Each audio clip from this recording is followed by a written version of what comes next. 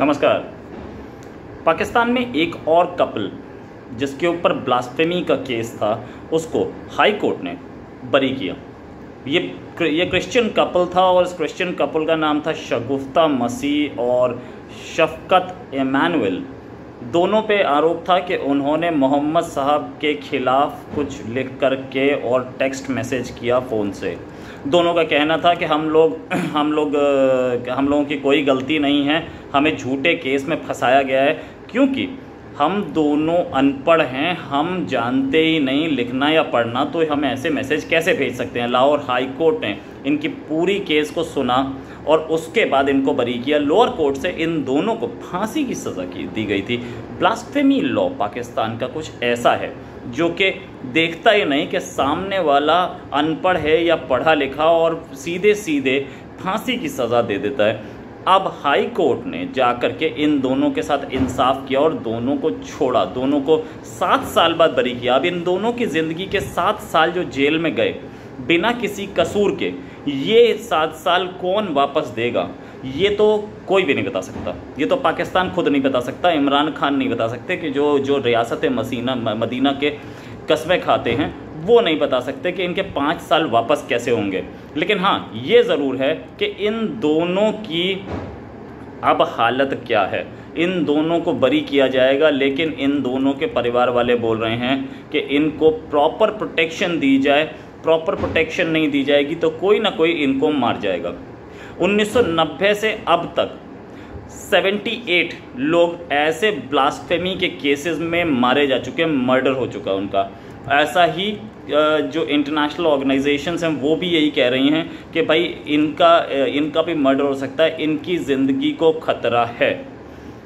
लेकिन रियासत मदीना में किसी को इस चीज़ की चिंता नहीं दिख रही। इससे पहले आसिया बीबी का भी एक केस आया था जिसके ऊपर झूठे आरोप लगाए गए थे, उसको सुप्रीम कोर्ट से बरी किया गया। सुप्रीम कोर्ट से बरी करने के बाद आसिया बीबी को पाकिस्तान में रहना उसके लिए मुश्किल था, तो उसको उस लेडी को कनाडा में सेटल किया गया और कनाडा सेटल करने के बाद उस लेडी के भाई को नहीं, उसके देवर को, ब्रदर इन लॉ को, उसका मर्डर कर दिया गया। आसिया बीबी का बदला ब्रदर इन लॉ से लिया गया। ऐसे ही बहुत सारे केस थे। सलमान तासीर जो कि गवर्नर थे पंजाब के, उनका ब्लास्फेमी लॉ की वजह से ही मर्डर कर दिया गया अपने ही पंजाब की कैपिटल में, उनके ही अपने सिक्योरिटी गार्ड के द्वारा। अब सिक्योरिटी गार्ड भी ऐसा, मतलब माहौल कुछ ऐसा हो गया है ना कि आप ब्लास्फेमी लॉ के ख़िलाफ़ कुछ बोलें या आप कॉन्स्टिट्यूशन के इस ब्लास्फेमी लॉ को गलत यूज़ किया जा रहा है इसके बारे में कुछ बोलें तो सुप्रीम कोर्ट के जजेस को वो देनी पड़ती है। सुप्रीम कोर्ट के जजेस को सिक्योरिटी देनी पड़ती है। सुप्रीम कोर्ट के जजेस भी भय के बिना ऐसा जजमेंट नहीं दे सकते। तो ये चीज़ें सुप्रीम कोर्ट के जजेस को भी ये नहीं पता कल सड़क पे जा रहे हों कौन मार जाए, उनका अपना सिक्योरिटी गार्ड मार जाए। जैसे सलमान तासीर के साथ हुआ, उनके सिक्योरिटी गार्ड ने उनको मार दिया। सिक्योरिटी गार्ड जो कादरी नाम का सिक्योरिटी गार्ड था उसके खिलाफ केस चला और उसको फांसी की सज़ा हुई। लेकिन ये चीज़ें कि पाकिस्तान में ब्लास्फेमी लॉ का हो क्या रहा है। ब्लास्फेमी लॉ इतना यूज़ हो रहा है, इससे पहले भी ब्लास्फेमी पे एक चर्च पर हमला किया कुछ क्रिश्चियन नर्सेज ने और कुछ मुस्लिम नर्सेज ने, और सारी क्रिश्चियन नर्सेज को वहाँ पे बंधक बना के बोला कि आप अपने धर्म को छोड़ो और इस्लाम में कन्वर्ट हो, क्योंकि एक वीडियो कहीं फ्रांस में अपलोड हुआ है जो कि इस्लाम के ख़िलाफ़ है। अब इस्लाम के ख़िलाफ़ कुछ किसी कंट्री में होता है, उसका इम्पैक्ट पाकिस्तान में होने लगा है। ये चीज़ किसी और कंट्री में कुछ हो रहा है, उसका इम्पैक्ट पाकिस्तान में हो रहा है। ये चीज़ पाकिस्तान ने खुद पाली है। इमरान खान ने जो रिएक्शन दिया था अपने उस पर फ्रांस के इंसिडेंट पे जहाँ पर मोहम्मद साहब के कैरिकेचर दिखाए गए थे, मैं भी इस बात को मानता हूँ कि वो गलत था, लेकिन इमरान खान को ऑफिशियली रिएक्शन दिया, पाकिस्तान की गवर्नमेंट ने ऑफिशियली रिएक्शन दिया। उसके बाद हुआ ब्लास्फेमी लॉ का पंगा। उसके बाद हुआ वहाँ पे सड़कों पर प्रदर्शन जिसमें 70 से ज़्यादा लोग कराची की सड़कों पे मारे गए। तो ये चीज़ें होती रहती हैं। ऐसा ही 2009 में गोजरा एक जगह है जहाँ पर पाकिस्तान के कम्युनल राइट्स हुए और 8 क्रिश्चियंस मारे गए। मुस्लिम रॉयटर्स ने ब्लास्फेमी की एलिगेशन लगा के मारा। एक यूनिवर्सिटी की में एक लड़का हॉस्टल में पढ़ता था, उसने कुछ लिखा अपने फेसबुक पे, लोगों ने बताया कि उसने फेसबुक पे क्या लिखा है, उसका इंटरप्रिटेशन ने भी लोगों ने बताया। उसको हॉस्टल के अंदर से निकाल के लिंचिंग कर दी गई। वो लड़का भी मुसलमान था, हिंदू नहीं था, क्रिश्चियन नहीं था। अब तो हालत ये हो गई है कि भैया मुसलमान भी परेशान है, मुसलमानों को भी कभी भी लटकाया जा सकता है फांसी पे, मतलब आप लिंच किए कर सकते हैं। ये चीज़ें जो हैं 21 लेवल तक जा रही हैं। और इमरान खान जो कि कस्में खाते हैं अपनी रियासत मदीना बनाएंगे, वो रियासत मदीना कब बनेगी और कैसे बनेगी किसी को नहीं पता है। उन्होंने बोला कि हमारे यहाँ सारे रिलीजन्स की इज्जत होती है, मंदिर तोड़ दिए जाते हैं, कड़क में तोड़ा गया, चर्च को हाईजैक कर लिया जाता है, चर्च के अंदर घुस कर के धमकियाँ दी जाती हैं क्रिश्चियन नर्सेस को, आप गुरुद्वारे पे पत्थरबाजी करते हैं, गुरुद्वारे पे गुलाम मुस्तफ़ा लिख देते हैं, वहाँ पे लड़कियों को एब्डक्शन होता है, मुस्लिम लड़कियों को क्रिश्चियन हिंदू सिख लड़कियों का एब्डक्शन होता है और उनकी शादी करा दी जाती है। और जो मौलवी शादी कराते हैं उनको बाकायदा पैसा बरस जाता है उनके पास। जिसने किसी एब्डक्टेड क्रिश्चियन या हिंदू या मुस्लिम लड़की की मौलवी ने शादी कराई, उसके पास चंदा आना शुरू हो जाता, डोनेशंस आनी शुरू हो जाती हैं, करोड़ों रुपए में, लाखों रुपए में, बाकी जगह से भी डोनेशंस उसके पास आनी शुरू है। तो मौलवी ज़्यादा से ज़्यादा ये कोशिश कर रहे हैं कि भैया हम क्रिश्चियन लड़कियों को, हिंदू लड़कियों को, सिख लड़कियों को कन्वर्ट कराएं ताकि हमारे पास ज़्यादा से ज़्यादा पैसा आए। और वो दूसरे लड़कों को, मुस्लिम लड़कों को भड़काते हैं इस चीज़ के लिए। तो ये चीज़ कहाँ तक जायज़ है और कहाँ तक ये चीज़ झेली जा सकती है, ये पाकिस्तान ही समझ सकता है बेटर। तो पाकिस्तान की जो रियासत मदीना है, उस रियासत मदीना में क्या अब आगे होने वाला है? क्या इमरान खान को ये सारी चीज़ें दिखती नहीं हैं?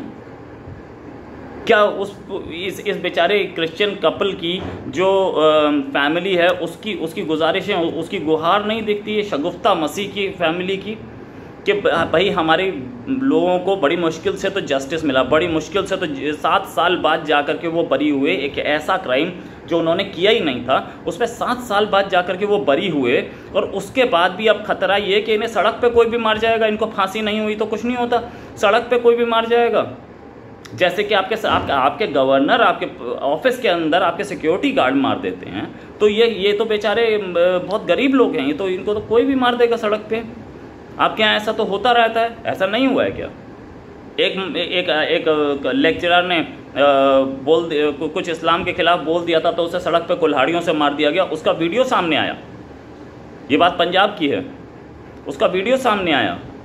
तो इन बेचारों को कौन छोड़ेगा? ये गरीब लेडी और ये गरीब आदमी जो है शफकत इमानुएल, ये इसको कौन छोड़ेगा? इनको भी मार दिया जाएगा। तो इसका कुछ इलाज क्या इमरान खान को दिखता नहीं है? क्या इमरान खान को ये नहीं दिखता कि उनके कंट्री में क्या हो रहा है? उनके कंट्री में एक तो झूठे केस लगा के लोगों को जेल भेज दिया जाता है, 7 साल बाद वो छूट के आते हैं, तो उसके बाद भी कोई भी उनको सड़क पे मार देगा, ये खतरा बना रहता है। ऐसे कब तक देश चलेगा? कितने दिन तक?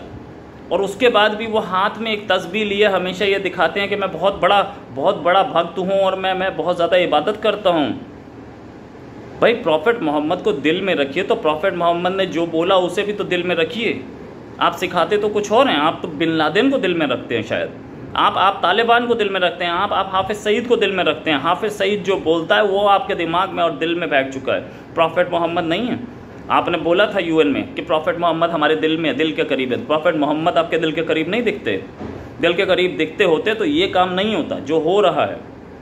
रियासत मदीना की कहानियाँ आप खुद बताते हैं, जो उसके हिसाब से तो सारे रिलीजन्स को इक्वल राइट्स थे वहाँ पे। तो ये राइट्स, इक्वल राइट्स यहाँ पे मिल रहे हैं क्या? आपके कंट्री में इक्वल राइट्स मिल रहे हैं क्या? आप हाफिज़ सईद के ज़्यादा करीबी दिख रहे हैं, आप अज़हर मसूद के ज़्यादा करीबी दिख रहे हैं। और जाहिर है आप आर्मी के सेलेक्टेड प्राइम मिनिस्टर हैं, जैसा कि आपके पीडीएम बोलता है। और सेलेक्टेड प्राइम मिनिस्टर जो होते हैं वो आर्मी की लैंग्वेज बोलते हैं। और आर्मी इस्लाम को बढ़ावा देती है। वो आज से नहीं, ज़ियाउल हक के ज़माने से 5 बार नमाज़ पढ़ने वाले आदमी को प्रमोशन मिलती थी आर्मी में। आज भी होता ही होगा ऐसा, हमें नहीं पता है। तो जब 5 बार नमाज़ पढ़ने वाले को प्रमोशन मिलेगी तो आर्मी लड़ने कहाँ जाएगी? आर्मी लड़ाई के टाइम पर नमाज़ पढ़ेगी। तो ये चीज़ें आपको भी पता हैं और आप इसके लिए कुछ नहीं कर रहे हैं। आप प्राइम मिनिस्टर किस चीज़ के हैं? आपको आर्मी और आपको आईएसआई को कंट्रोल करना बहुत ज़रूरी है, जो आप कर नहीं सकते, क्योंकि आईएसआई आर्मी जब चाहेंगे आपको उठा के फेंक देंगे। तो ऐसे ब्लास्फेमी एलिगेशंस में गरीब लोग और निर्दोष लोग मारे जाएंगे, 7-7 साल अंदर रहेंगे और देश से बाहर उन्हें छोड़ के जाना पड़ेगा, कनाडा सेटल होना पड़ेगा। ये बहुत क्लियर है। या किसी और यूरोपियन कंट्री सेटल होना पड़ेगा। आपके कंट्री के दूसरे लोग जो कि तारिक फतेह मुसलमान हैं, क्यों पड़े हैं वो कनाडा में?